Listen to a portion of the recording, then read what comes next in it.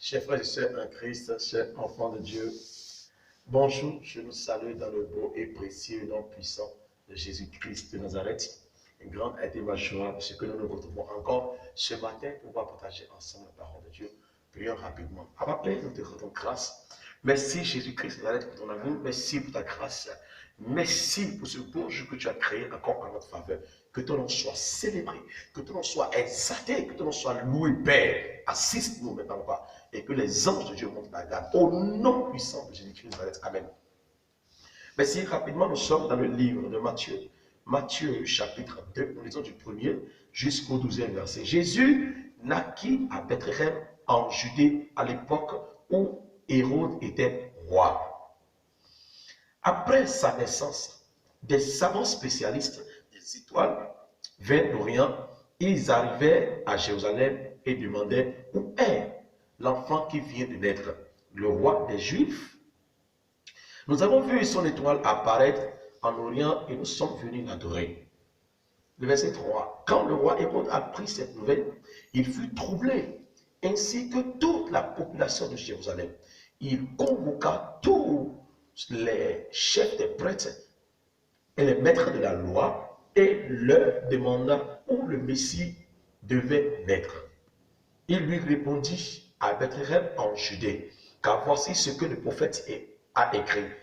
Et toi, Bethléem, au pays de Juda, tu n'es certainement pas la moindre importante des localités de Juda, car c'est de toi que viendra un chef qui conduira mon peuple, Israël. Alors Hérode convoqua secrètement les savants et s'informa auprès d'eux du moment précis où l'étoile était apparue. Puis il les renvoya à Bethléem en leur disant, allez chercher des renseignements précis sur l'enfant et quand vous l'aurez trouvé, faites-le moi savoir afin que j'aille moi aussi l'adorer. Après avoir reçu cette instruction du roi, il partit. Il vit alors l'étoile qu'ils avaient déjà remarquée en Orient. En Orient, elle allait devant eux. Et quand elle arrivait au-dessus de l'endroit où se trouvait l'enfant, elle s'arrêta. Il fut rempli d'une très grande joie et en la voyant là, ils entrèrent dans la maison et virent l'enfant avec sa mère, Marie. Ils se mirent à genoux pour adorer l'enfant. Puis ils ouvrirent leur bagage et lui offrirent des cadeaux, de l'or, de l'encens et de la myrrhe. Ensuite, Dieu les avertit dans un rêve de ne pas retourner auprès d'Hérode. Ils prirent alors un autre chemin pour rentrer leur pays.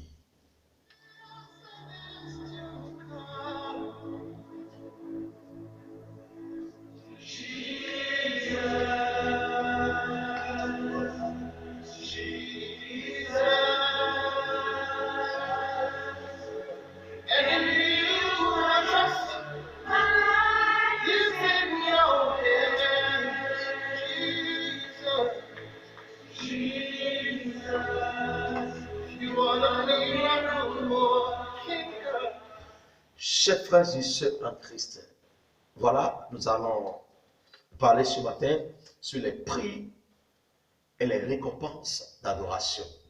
Les prix et les récompenses d'adoration. Alors, si nous parlons d'abord du prix, quand on dit prix, on parle de la valeur. Quand on parle du prix, on parle des efforts à fournir. Quand on parle du prix, on parle du nécessaire, ce qu'il faut pour pouvoir élever quelque chose, mettre sa marque sur quelque chose. Alléluia. Le prix, l'adoration. Écoutez-moi très bien. L'adoration, c'est devoir donner une dignité. L'adoration, c'est devoir élever le nom de quelqu'un, le nom de celui que tu es en train d'adorer. Alléluia. Et le samedi passé, moi et toi, nous avons écouté beaucoup de choses sur le réveil d'esprit, que nous nous revenons encore ce matin pour pouvoir toujours parler de ça dans cette émission qui s'appelle toujours Réveil d'esprit. Écoutez-moi très bien. Nous sommes venus l'adorer parce que nous avons vu son étoile. Le texte que nous venons de lire, en bref, nous voyons là l'histoire de la naissance de Jésus-Christ. Quand Jésus-Christ est né, la manière dont Jésus-Christ est né, physiquement, à travers d'une vierge. Femme, une vierge, la Marie, alléluia. La Bible déclare que les trois mages étaient chez eux, dans le pays, dans la ville là-bas. Quand l'ange de Dieu est allé voir les trois mages, l'ange de Dieu les a chargés la commission. Il a dit, voilà, le sauveur qui a été prophétisé à l'époque, le sauveur est né à Bethléem. Alléluia. La Bible déclare que quand l'ange a chargé la commission aux trois mages, qu'est-ce qu'ils ont fait? Ils se sont levés en même temps. Et quand ils se sont levés, ils ont pris le chemin. Le sauveur n'est pas né dans la ville. Alléluia. Ni dans le pays. Mais le sauveur est né ailleurs. Où il faut prendre beaucoup de temps pour pouvoir y arriver là où le sauveur est né. Alléluia. Ils ont dit quoi? Ils ont dit, nous sommes venus l'adorer parce que nous avons vu son étoile. L'ange a donné le signe qui va montrer là où se trouve l'enfant. Chers frères et sœurs en Christ, écoutez-moi très bien. Quoi qu'en soit la distance d'étoile, les trois mages l'ont vu. Les trois mages sont câblés sur l'étoile. La parole de Dieu, c'est une étoile. La parole de Dieu, c'est une lumière. Alléluia. Nous avons bien écouté, moi et toi, le dimanche matin, que nous devons forcément aller à l'église. Quand nous ne sommes pas en train de partir à l'église, et nous allons dire que nous allons rester à la maison pour adorer Dieu. Waouh, tout est grâce. Si tu peux le faire, tu peux rester à la maison et adorer Dieu. Mais tu seras toujours en manque de certaines révélations. Alléluia. Quand cela a été annoncé aux trois mages, les trois mages suivaient l'étoile en haut. Quand les trois mages n'ont pas encore atterri, quand ils ne sont pas encore arrivés au lieu où l'étoile devait s'arrêter, les trois mages n'ont pas arrêté leur course. Parce que les trois mages étaient sûrs sur eux que ce qui est venu les charger la commission, c'est l'ange de Dieu. Et non la volonté terrestre. Et non la volonté d'un être humain. Waouh!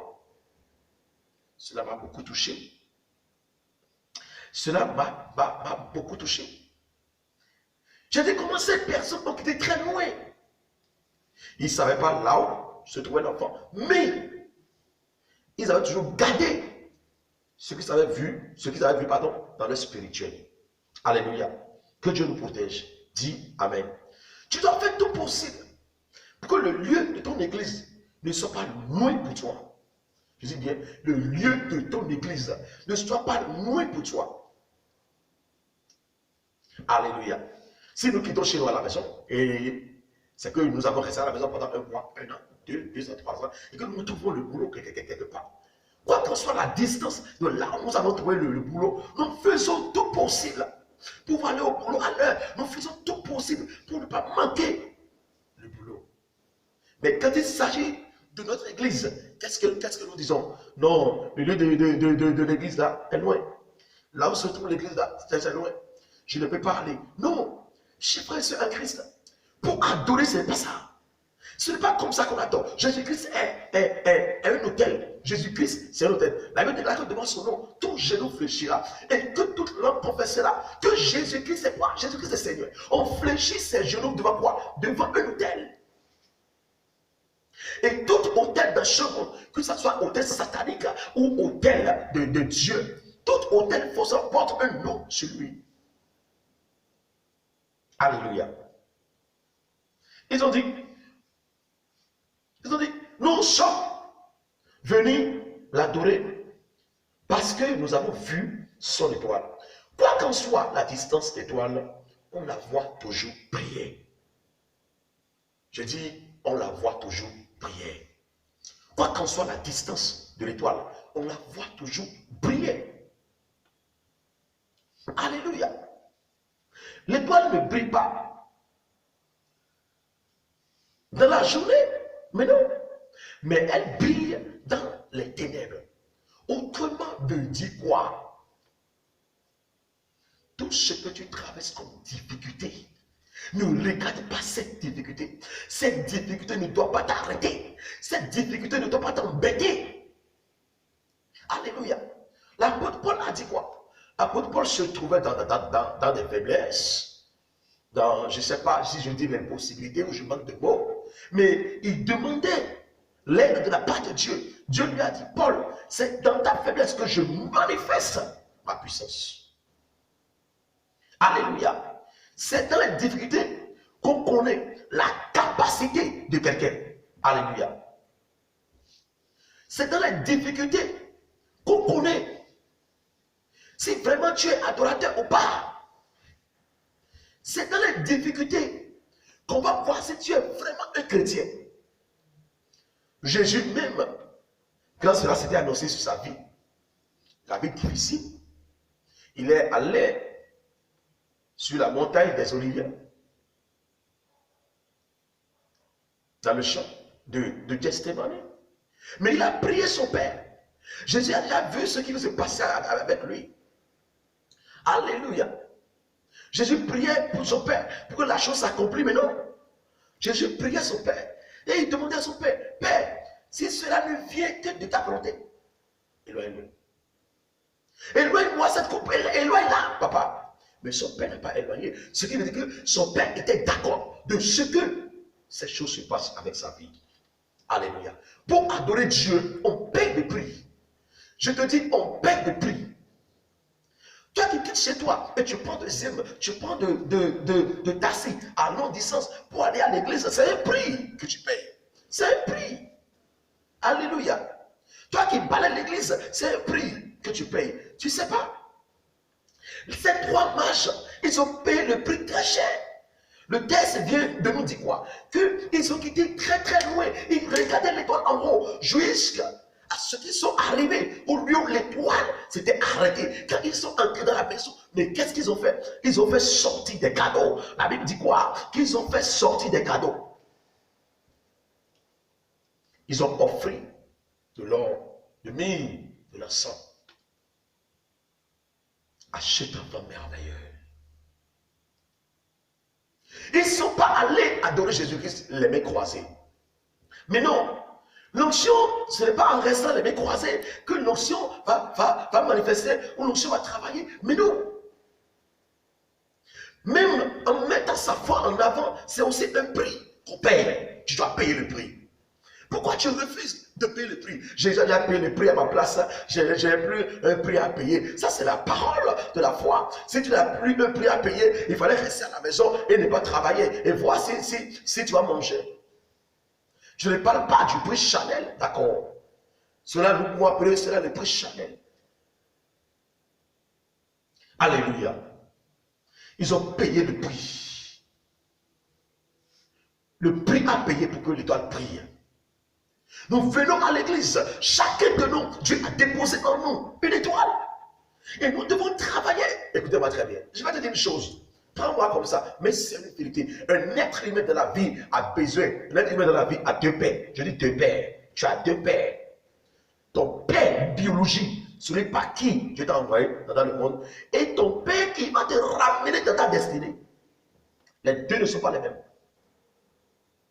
Celui qui t'a mis au monde, arrivé à un moment donné, il peut être fatigué, il peut manquer de la vision pour pouvoir t'amener dans ta destinée. Mais celui que Dieu a envoyé sur ton chemin comme un père spirituel, il devient l'ange de Dieu. Il devient celui qui porte en lui l'esprit de Dieu, qui va tenir tes mains et te ramener dans ta destinée. Ces personnes sont positionnées dans l'église et non à la maison. Alléluia. Regarde ton entreprise. Regarde ton travail. C'est une étoile que Dieu t'a donnée. Mais prends ça au sérieux. Alléluia. La raison pour laquelle c'est forcé pour toi de pouvoir aller à l'église, c'est pour aller prier, demander la miséricorde de Dieu, la main de Dieu sur ta vie. Toi, que Dieu t'accorde la grâce. Parce que, écoutez-moi très bien, il y a une différence entre le talent, le don et l'onction. Les trois ne sont pas les mêmes. Le talent est physique, le don est spirituel. Le don va vous faire multiplier votre talent. Et l'onction va accoucher des miracles dans votre don que vous avez. L'onction va manifester sur toi à la maison. Non. Mais non. Le don va se manifester à la maison. Mais non. Tu as besoin d'écouter l'histoire de Jésus-Christ. Tu as besoin d'écouter l'histoire de la Bible. Tu as besoin d'écouter l'histoire des hommes de Dieu puissants dans la Bible. Toi-même, tu lis ça à la maison très bien. Mais d'autres vont encore lire ça devant toi. Et ils vont révéler des révélations qu'ils ont reçues de la part de Dieu. Et ils vont les communiquer avec toi. Adorer Dieu a un prix à payer. Je dis adorer Dieu, cela a un prix à payer. Ce n'est pas le jour où tu as commencé par aller à l'église que les choses vont changer en même temps. J'ai fait 1 mois, rien n'a changé. J'ai fait 3 mois, rien n'a changé. J'ai fait 1 an. Dans l'église que nous sommes allés, dans ce pays-là, autant de nos pères là, où on a été à l'église, autant de nos grands-mères là, où on a été à l'église, rien n'a changé dans notre vie. Mais comment toi tu as fait? Et l'église a pu changer la vie d'autres personnes, et toi, ta vie n'en a pas été changée. Comment tu as adoré? Les 3 mages, ils ont payé le prix très cher pour adorer. Parce que toi, tu as refusé de payer le prix. Quel prix? Je ne parle pas d'offrande, ni de dîme. Donne-toi-même à Dieu. La Bible dit quoi? Dans le livre de Jean, elle dit, car Dieu a tant aimé le monde, qui a donné son Fils unique, afin que quiconque croit en lui ne périsse pas, mais qui est la vie éternelle. Car Dieu a tant aimé le monde. Si tu aimes vraiment Jésus-Christ et que tu veux l'adorer comme autel, donne-toi-même en offrande. C'est un prix. Alléluia. L'adoration, c'est d'établir la relation et maintenir la communion entre soi et Dieu. Je dis quoi? L'adoration, c'est d'établir la relation et maintenir la communion entre soi et son Dieu. C'est ça qu'on appelle adoration. Et on devient ce qu'on adore.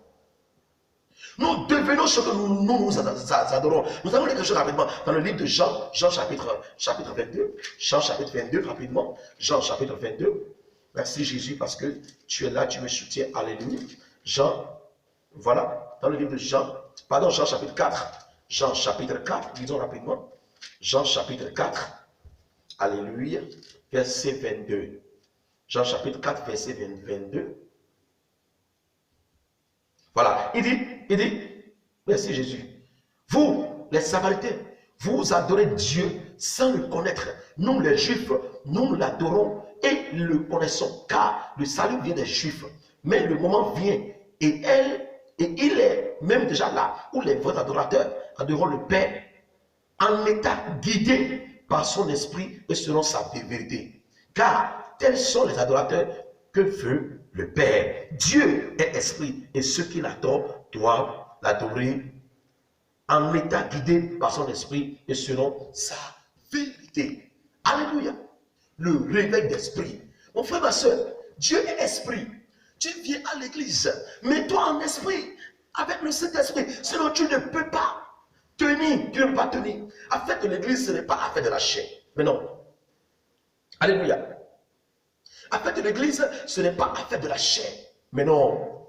Frère, si nous prenons l'exemple de Caïn et Abel, Dieu les a demandé chacun d'eux de pouvoir lui présenter une offrande, un sacrifice. Mais Abel connaissait ce qu'il adorait. Il connaissait ce qui lui a demandé cela. Il a offert avec un bon cœur. Mais Caïn, mais non. Parce que Caïn ne connaissait pas ce qu'il adorait. Alléluia. Alors, pour finir, je m'en vais t'inviter à pouvoir donner ta vie à Jésus-Christ. Lisons encore quelque chose. Nous allons finir maintenant dans 2 minutes. Lisons quelque chose dans 1 Corinthiens chapitre 3. 1 Corinthiens chapitre 3, verset Jésus. 1 Corinthiens chapitre 3, verset 17. Merci Jésus. 1 Corinthiens chapitre 3, verset 17. Il dit ceci. Waouh. Il dit, verset 16, il dit, vous savez sûrement que vous êtes le temple de Dieu et que l'Esprit de Dieu habite en vous. Eh bien, si quelqu'un détruit le temple de Dieu, Dieu détruira le coupable. Car le temple de Dieu est saint. Et c'est vous qui êtes son temple. Alléluia. Temple de Dieu, mais qu'est-ce que tu cherches à la maison? Et les brebis sont en train de chercher celui qui va les paître. Les bébés sont en train de chercher ceux qui va les aider. Temple de Dieu, qu'est-ce que tu fais à la maison? Le réveil d'esprit. L'Esprit m'a envoyé. Je vais te donner le réveil d'esprit. Chers frères et sœurs en Christ. Que la puissance de Dieu te protège. Que la main de Dieu te protège. Alléluia. Alors je vais prier avec toi rapidement. Prions au nom de Jésus-Christ. Je vais prier avec toi. Abba Père, dans le nom puissant de Jésus-Christ de Nazareth. Créateur du ciel et de la terre, je prie pour mon frère, pour ma soeur qui est en train de me regarder actuellement. Tu connais son cœur, Abba Père. Il a été découragé, il a été déçu par le comportement des êtres humains. Le voleur, le prince de ce monde a incarné des corps. Et ils l'ont blessé spirituellement, ils l'ont blessé physiquement, ils l'ont blessé à travers de leur comportement tortueux, à travers de leur comportement bizarre. Mais je sais, à Père, que toi qui l'as créé, toi qui m'as créé, tu peux changer sa vie. Seigneur, touche son cœur, change sa vie. Et donne-lui encore l'opportunité de pouvoir se tenir devant toi. Je sais très bien que n'importe qui ne peut jamais se tenir devant toi. Mais tu nous as donné cette opportunité de pouvoir le faire. Merci Jésus-Christ parce que tu l'as fait au nom puissant de Jésus-Christ. Amen. Réveil spirituel. Merci beaucoup Père. Chers frères et sœurs en Christ, je te remercie dans le nom de Jésus-Christ. Merci beaucoup à toi. Partage cette vidéo pour évangéliser. Et à la prochaine. Bye bye.